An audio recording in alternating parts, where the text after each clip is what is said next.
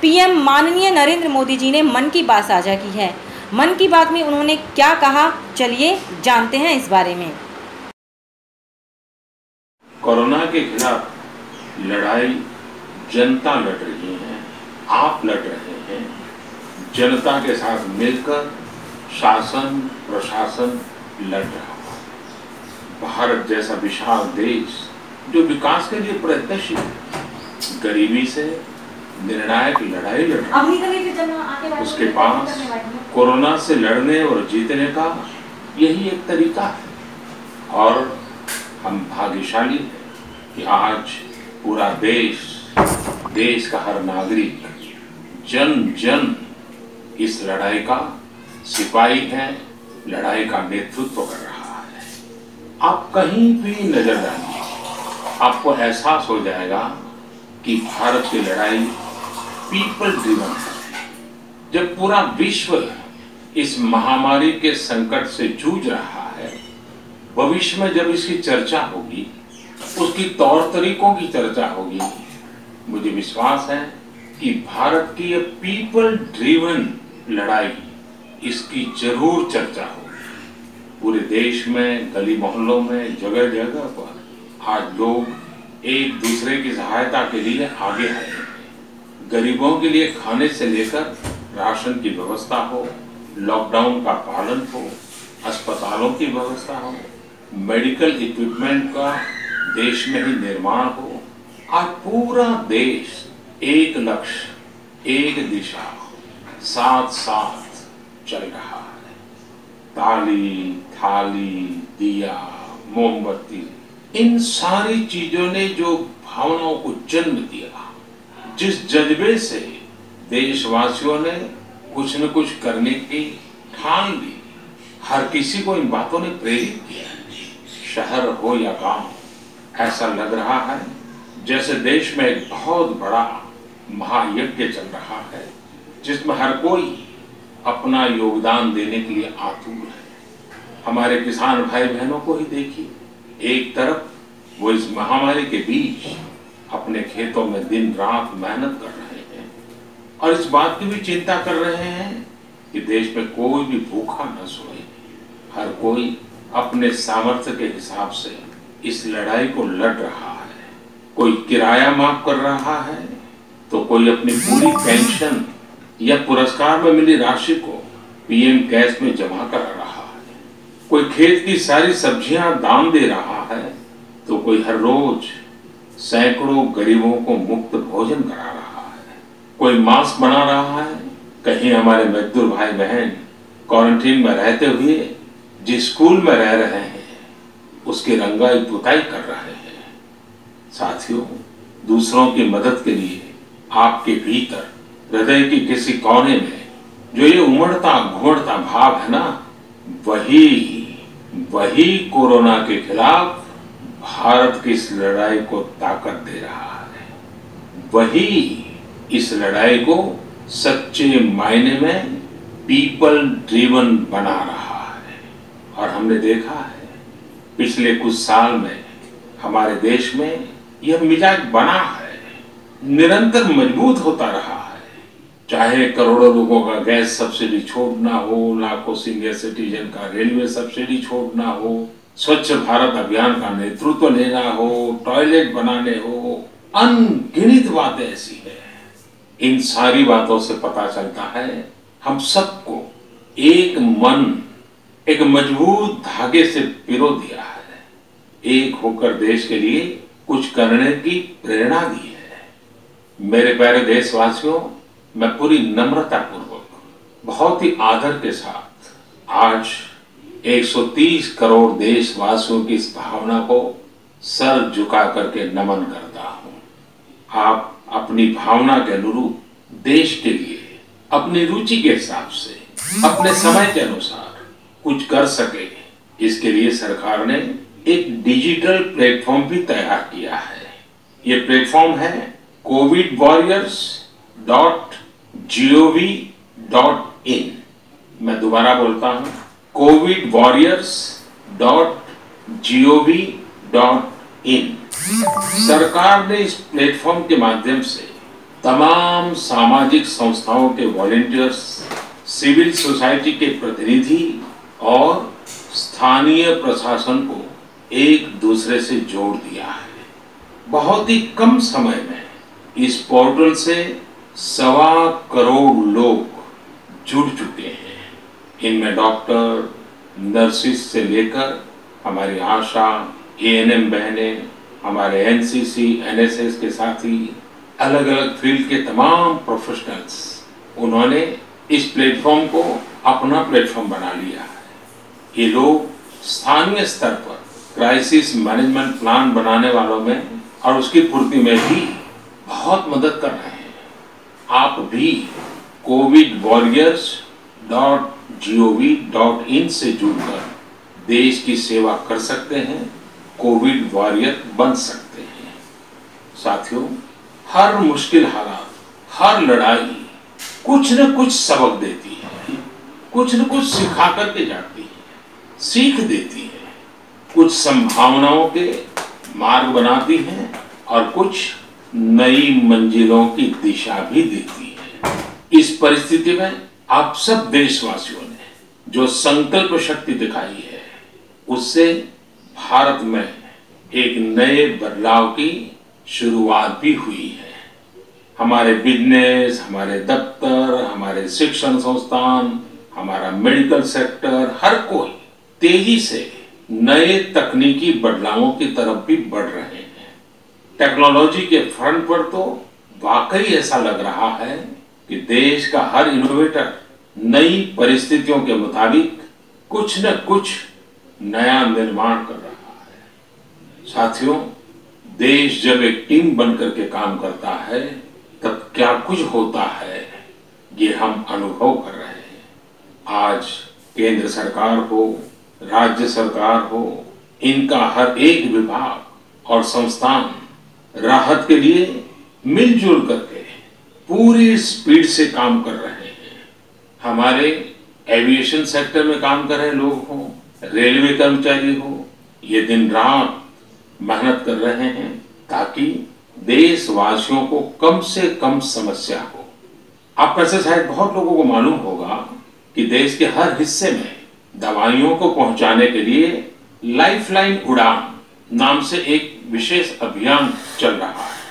हमारे इन साथियों ने इतने कम समय में देश के भीतर ही 3 लाख किलोमीटर की हवाई उड़ान भरी है और 500 टन से अधिक मेडिकल सामग्री देश के कोने कोने में आप तक पहुंचाया है।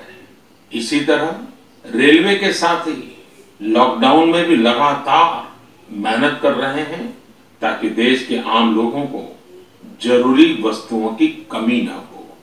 इस काम के लिए भारतीय रेलवे करीब 60 से अधिक रेल मार्ग पर 100 से भी ज्यादा पार्सल ट्रेन चला रही है।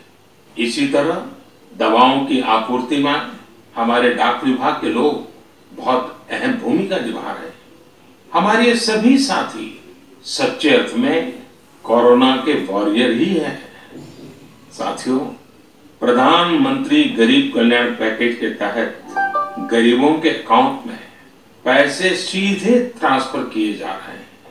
वृद्धावस्था पेंशन जारी की गई है। गरीबों को 3 महीने के मुफ्त गैस सिलेंडर, राशन जैसी सुविधाएं भी दी जा रही हैं। इन सब कामों में सरकार के अलग अलग विभागों के लोग, बैंकिंग सेक्टर के लोग एक टीम की तरह दिन रात काम कर रहे हैं। और मैं हमारे देश की राज्य सरकारों की भी इस बात के लिए प्रशंसा करूंगा कि वो इस महामारी से निपटने में बहुत सक्रिय भूमिका निभा रही है। स्थानीय प्रशासन, राज्य सरकारें जो जिम्मेदारी निभा रही हैं, उसकी कोरोना के खिलाफ लड़ाई में बहुत बड़ी भूमिका है। उनका ये परिश्रम बहुत प्रशंसनीय है।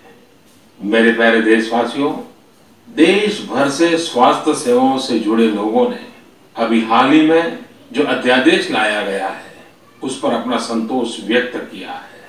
इस अध्यादेश में कोरोना वॉरियर्स के साथ हिंसा, उत्पीड़न और उन्हें किसी रूप में चोट पहुंचाने वालों के खिलाफ बेहद सख्त सजा का प्रावधान किया गया है।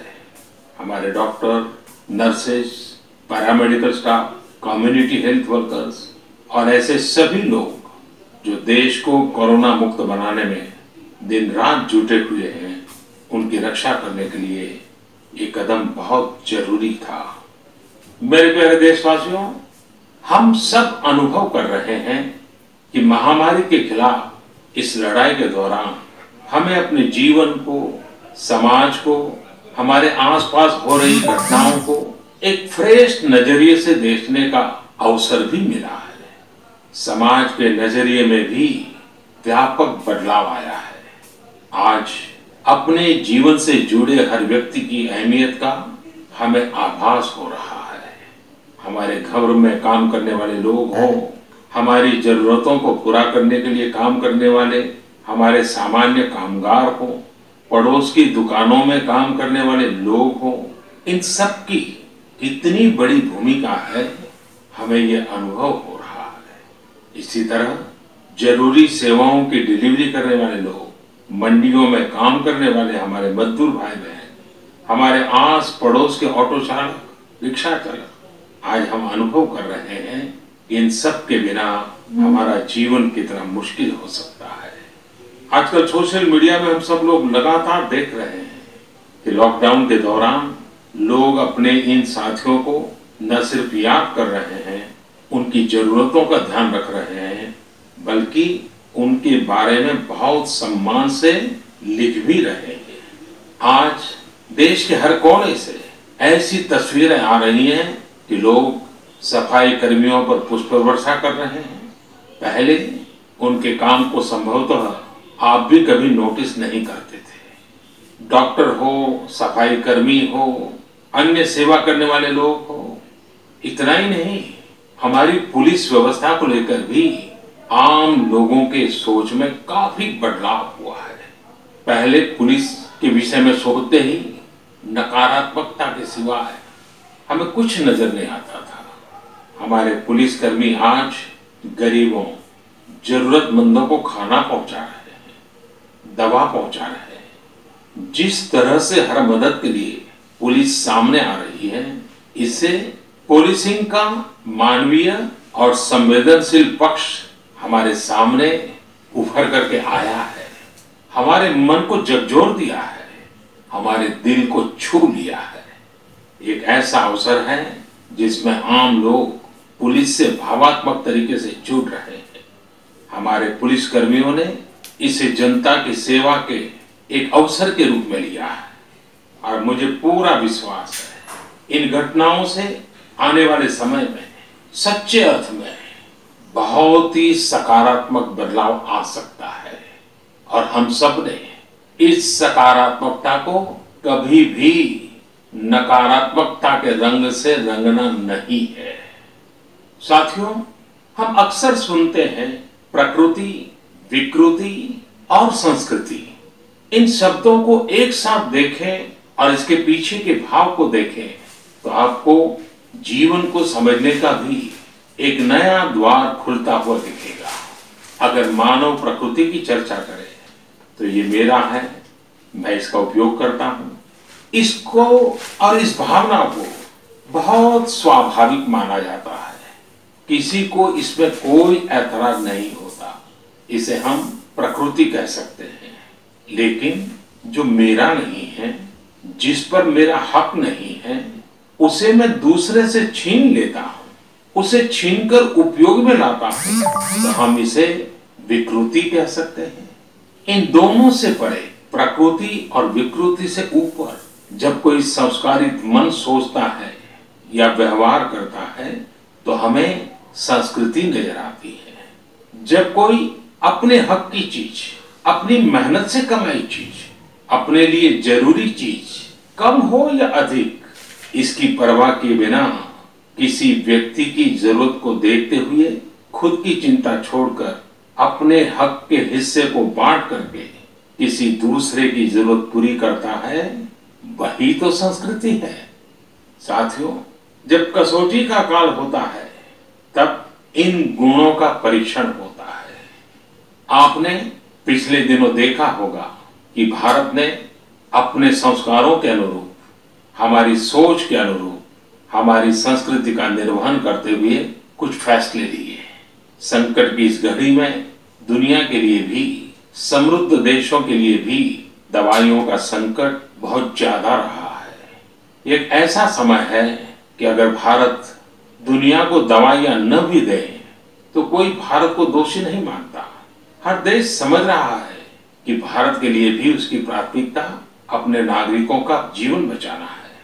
लेकिन साथियों, भारत ने प्रकृति विकृति की सोच से परे होकर फैसला लिया। भारत ने अपनी संस्कृति के अनुरूप फैसला लिया। हमने भारत की आवश्यकताओं के लिए जो करना था उसका प्रयास तो बढ़ाया ही, लेकिन दुनिया भर से आ रही मानवता की रक्षा की पुकार पर भी पूरा ध्यान दिया। हमने विश्व के हर जरूरतमंद तक दवाइयों को पहुंचाने का बीड़ा उठाया और मानवता के इस काम को करके दिखाया। आज जब मेरी अनेक देशों के राष्ट्राध्यक्षों से फोन पर बात होती है तो भारत की जनता का आभार जरूर व्यक्त करते हैं। जब वो लोग कहते हैं thank you India, thank you people of India, तो देश के लिए गर्व और बढ़ जाता है। इसी तरह इस समय दुनिया भर में भारत के आयुर्वेद और योग के महत्व को भी लोग बड़े विशिष्ट भाव से देख रहे हैं। सोशल मीडिया पर देखिए, हर तरफ इम्यूनिटी बढ़ाने के लिए किस तरह से भारत के आयुर्वेद और योग की चर्चा हो रही है। कोरोना की दृष्टि से आयुष मंत्रालय ने इम्यूनिटी बढ़ाने के लिए जो प्रोटोकॉल दिया था, मुझे विश्वास है कि आप लोग इसका प्रयोग जरूर कर रहे होंगे। गर्म पानी, काढ़ा और जो अन्य दिशा निर्देश आयुष मंत्रालय ने जारी किए हैं वो आप अपनी दिनचर्या में शामिल करेंगे तो आपको बहुत लाभ होगा। साथियों, वैसे ये दुर्भाग्य रहा है कि कई बार हम अपनी ही शक्तियां और समृद्ध परंपराओं को पहचानने से इनकार कर देते हैं। लेकिन जब विश्व का कोई दूसरा देश एविडेंस बेस्ड रिसर्च के आधार पर वही बात करता है, हमारी फॉर्मूला हमें सिखाता है, तो हम उसे हाथों हाथ ले लेते हैं। संभवतः इसके पीछे एक बहुत बड़ा कारण सैकड़ों वर्षों की हमारी गुलामी का कालखंड रहा है। इस वजह से कभी कभी हमें अपनी ही शक्ति पर विश्वास नहीं होता है, हमारा आत्मविश्वास कम नजर आता है। इसलिए हम अपने देश की अच्छी बातों को, हमारे पारंपरिक सिद्धांतों को एविडेंस बेस्ड रिसर्च के आधार पर आगे बढ़ाने के बजाय उसे छोड़ देते हैं, उसे हीन समझने लगते हैं। भारत की युवा पीढ़ी को अब इस चुनौती को स्वीकार करना होगा। जैसे विश्व ने योग को सहज स्वीकार किया है, वैसे ही हजारों वर्षों पुराने हमारे आयुर्वेद के सिद्धांतों को भी विश्व अवश्य स्वीकार करेगा। हाँ, इसके लिए युवा पीढ़ी को संकल्प लेना होगा और दुनिया जिस भाषा में समझती है उस वैज्ञानिक भाषा में हमें समझाना होगा, कुछ करके दिखाना होगा। साथियों, वैसे कोविड-19 के कारण कई सकारात्मक बदलाव हमारे काम करने के तरीके, हमारी जीवन शैली और हमारी आदतों में भी स्वाभाविक रूप से अपनी जगह बना रहे हैं। आपने सबने भी महसूस किया होगा इस संकट ने कैसे अलग अलग विषयों पर हमारी समझ और हमारी चेतना को जागरूक किया है। जो असर हमें अपने आसपास देखने को मिल रहे हैं, इनमें सबसे पहला है मास्क पहनना और अपने चेहरे को ढककर रखना। कोरोना की वजह से बदलते हुए हालात में मास्क भी हमारे जीवन का हिस्सा बन रहा है। वैसे हमें इसकी भी आदत कभी नहीं रही कि हमारे आसपास के बहुत सारे लोग मास्क में दिखे, लेकिन अब वो यही रहा है। हाँ, इसका ये मतलब नहीं है कि जो मास्क लगाते हैं वे सभी बीमार हैं। और जब मैं मास्क की बात करता हूं तो मुझे पुरानी बात याद आती है। आप सबको भी याद होगा, एक जमाना था कि हमारे देश के कई ऐसे इलाके ऐसे होते थे कि वहां अगर कोई नागरिक फल खरीदता हुआ दिखता था तो आस पड़ोस के लोग उसको जरूर पूछते थे, क्या घर में कोई बीमार है? यानी फल मतलब बीमारी में ही खाया जाता है, ऐसी एक धारणा बनी हुई थी। हालांकि समय बदला और ये धारणा भी बदली।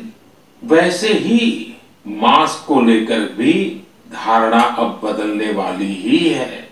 आप देखिएगा, मास्क अब सभ्य समाज का प्रतीक बन जाएगा। अगर बीमारी से खुद को बचना है और दूसरों को भी बचाना है तो आपको मास्क लगाना पड़ेगा। और मेरा तो सिंपल सुझाव रहता है, गमछा मुंह ढकना है। साथियों, हमारे समाज में एक और बड़ी जागरूकता ये आई है कि अब सभी लोग ये समझ रहे हैं कि सार्वजनिक स्थानों पर थूकने के क्या नुकसान हो सकते हैं। यहाँ वहाँ कहीं पर भी थूक देना गलत आदतों का हिस्सा बना हुआ था। ये स्वच्छता और स्वास्थ्य को गंभीर चुनौती भी देता था। वैसे एक तरह से देखें तो हम हमेशा से ही इस समस्या को जानते रहे, लेकिन ये समस्या समाज से समाप्त होने का नाम ही नहीं ले रही थी। अब वो समय आ गया है कि इस बुरी आदत को हमेशा हमेशा के लिए खत्म कर दिया जाए। कहते भी हैं कि बेटर लेट देन नेवर। तो देर भले हो गई हो, लेकिन अब ये थूकने की आदत छोड़ देनी चाहिए। ये बातें जहां बेसिक हाइजीन का स्तर बढ़ाएंगी, वहीं कोरोना संक्रमण को फैलने से रोकने में भी मदद करेगी। मेरे प्यारे देशवासियों, ये सुखद संयोग ही है कि आज जब आपसे मैं मन की बात कर रहा हूं तो अक्षय तृतीया का पवित्र पर्व भी है। साथियों, क्षय का अर्थ होता है विनाश, लेकिन जो कभी नष्ट नहीं हो, जो कभी समाप्त नहीं हो, वो अक्षय है। अपने घरों में हम सब इस पर्व को हर साल मनाते हैं, लेकिन इस साल हमारे लिए इसका विशेष महत्व है। आज के कठिन समय में यह एक ऐसा दिन है जो हमें याद दिलाता है कि हमारी आत्मा, हमारी भावना अक्षय है। यह दिन हमें याद दिलाता है कि चाहे कितनी भी कठिनाइयां रास्ता रोके, चाहे कितनी भी आपदाएं आए, चाहे कितनी भी बीमारियों का सामना करना पड़े, इनसे लड़ने और जूझने की मानवीय भावनाएं अक्षय है। माना जाता है कि यही वो दिन है जिस दिन भगवान श्री कृष्ण और भगवान सूर्यदेव के आशीर्वाद से पांडवों को अक्षय पात्र मिला था। अक्षय पात्र यानी एक ऐसा बर्तन जिसमें भोजन कभी समाप्त नहीं होता है। हमारे अन्नदाता किसान हर परिस्थिति में देश के लिए, हम सब के लिए इसी भावना से परिश्रम करते हैं। इन्हीं के परिश्रम से आज हम सब के लिए, गरीबों के लिए देश के पास अक्षय अन्न भंडार है। इस अक्षय तृतीया पर हमें अपने पर्यावरण, जंगल, नदियां और पूरे इकोसिस्टम के संरक्षण के बारे में भी सोचना चाहिए, जो हमारे जीवन में महत्वपूर्ण भूमिका निभाते हैं। अगर हम अक्षय रहना चाहते हैं तो हमें पहले यह सुनिश्चित करना होगा कि हमारी धरती अक्षय रहे। क्या आप जानते हैं कि अक्षय तृतीया का यह पर्व दान की शक्ति यानी पावर ऑफ गिविंग का भी एक अवसर होता है। हम हृदय की भावना से जो कुछ भी देते हैं, वास्तव में महत्व उसी का होता है। यह बात महत्वपूर्ण नहीं है कि हम क्या देते हैं और कितना देते हैं। संकट के इस दौर में हमारा छोटा सा प्रयास हमारे आसपास के बहुत से लोगों के लिए बहुत बड़ा संबल बन सकता है। साथियों, जैन परंपरा में भी यह बहुत पवित्र दिन है, क्योंकि पहले तीर्थंकर भगवान ऋषभदेव के जीवन का यह एक महत्वपूर्ण दिन रहा है। ऐसे में जैन समाज इसे एक पर्व के रूप में मनाता है और इसलिए ये समझना आसान है कि क्यों इस दिन को लोग किसी भी शुभ कार्य को प्रारंभ करना पसंद करते हैं। चूंकि आज कुछ नया शुरू करने का दिन है, तो ऐसे में क्या हम सब मिलकर अपने प्रयासों से अपनी धरती को अक्षय और अविनाशी बनाने का संकल्प ले सकते हैं? साथियों, आज भगवान बसवेश्वर जी की भी जयंती है। ये बड़ा सौभाग्य रहा है कि मुझे भगवान बसवेश्वर की स्मृतियां और उनके संदेश से बार बार जुड़ने का, सीखने का अवसर मिला है। देश और दुनिया में भगवान बसवेश्वर के सभी अनुयायियों को उनकी जयंती पर बहुत बहुत शुभकामनाएं। साथियों, रमजान का भी पवित्र महीना शुरू हो चुका है। जब पिछली बार रमजान मनाया गया था तो किसी ने सोचा भी नहीं था कि इस बार रमजान में इतनी बड़ी मुसीबतों का भी सामना करना पड़ेगा। लेकिन अब जब पूरे विश्व में ये मुसीबत आ ही गई है तो हमारे सामने अवसर है इस रमजान को संयम, सद्भावना, संवेदनशीलता और सेवा भाव का प्रतीक बनाएं। इस बार हम पहले से ज्यादा इबादत करें ताकि ईद आने से पहले दुनिया कोरोना से मुक्त हो जाए और हम पहले की तरह उमंग और उत्साह के साथ ईद मनाएं। मुझे विश्वास है कि रमजान के इन दिनों में स्थानीय प्रशासन के दिशा निर्देशों का पालन करते हुए कोरोना के खिलाफ चल रही इस लड़ाई को हम और मजबूत करेंगे। सड़कों पर, बाजारों में, मोहल्लों में फिजिकल डिस्टेंसिंग के नियमों का पालन अभी बहुत आवश्यक है।